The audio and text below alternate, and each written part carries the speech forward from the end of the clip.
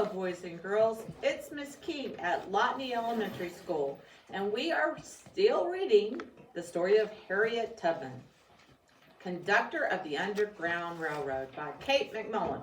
We are in Chapter 4, John Tubman. Mr. Brodus's will stated that none of his slaves was to be sold south. Rit and Ben were happy to learn this, but Minty still worried. The word of a white man on paper didn't count for much when it came to black people. No one really knew what the new master, a minister called Dr. Anthony Thompson, might do. The wound on Minty's head had healed, but strange dreams still troubled her. They seemed so real, like visions. She told the other slaves about her dreams. They listened. All the slaves admired this brave girl who stood up to an overseer. The nickname Minty seemed too childish for this woman of courage. People began to call her Harriet.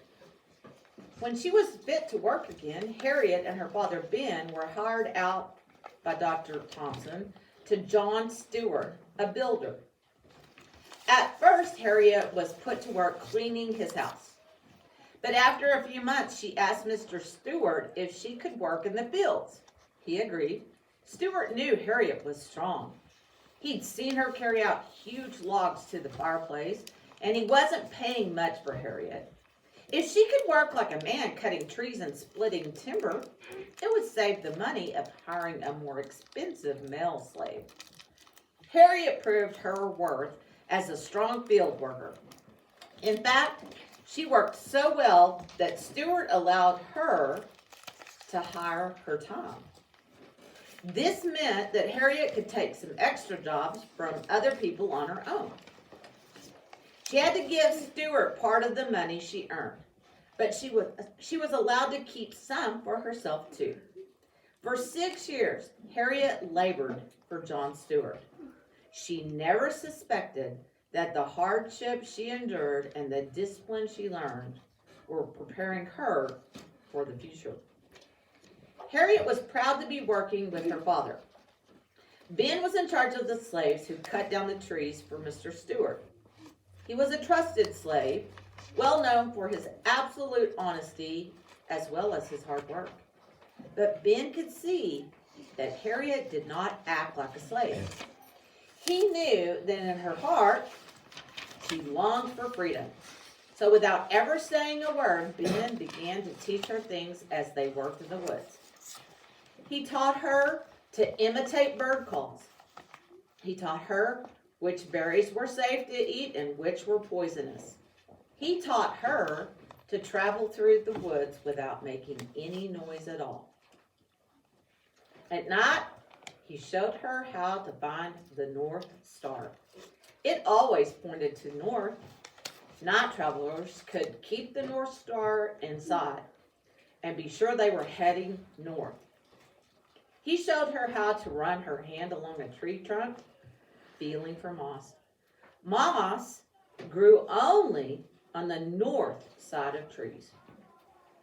If a night was cloudy and no stars could be seen, the moss would guide a traveler north as well as a star.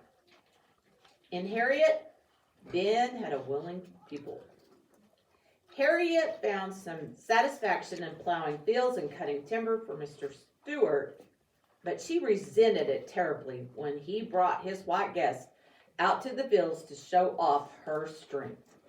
He ordered his overseer to harness Harriet like an ox to a heavy stone-filled boat. Then the guests would gasp with astonishment as Harriet walked along the edge of the river, dragging the boat behind her. Mr. Stewart's little shows made Harriet feel no better than a beast.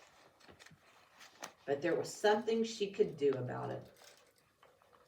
In 1844, when Harriet was about 23 years old, she met a man named John Tubman. He was tall and handsome. He was always whistling cheerful tunes. John was black, but he wasn't a slave. He had been born free. His mother and father had belonged to a master who had died. The master's will had freed all his slaves. Although John was free and Harriet was a slave, he asked her to marry him. Harriet accepted. She loved John deeply. She began to work very hard making a fine patchwork quilt for their marriage bed. It was the only beautiful thing Harriet ever owned.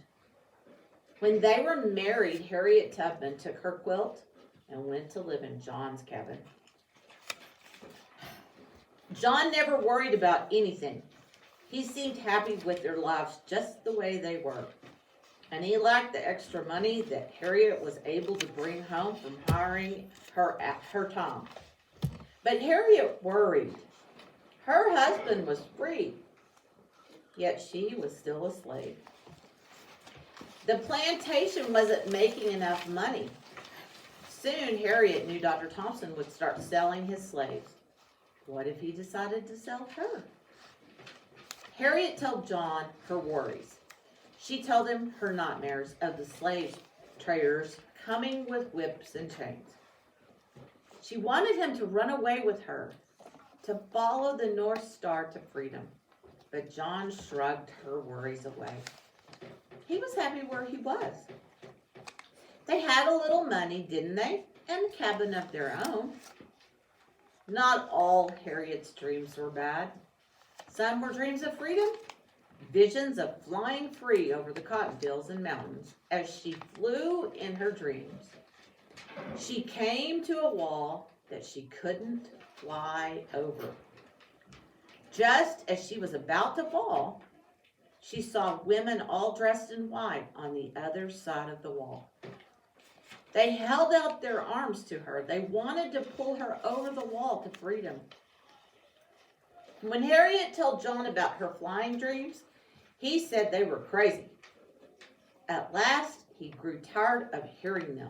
He said that if she tried to run away, he would tell the master. Harriet was shocked. Would her own husband betray her? He must have been joking. She looked up into the eyes of this tall man, whom she loved so much. There she saw only a cold glare. Harriet was more hurt by John's words than she'd ever been by Miss Susan's whip. From that moment on, Harriet was afraid of John Tubman. This ends chapter 4.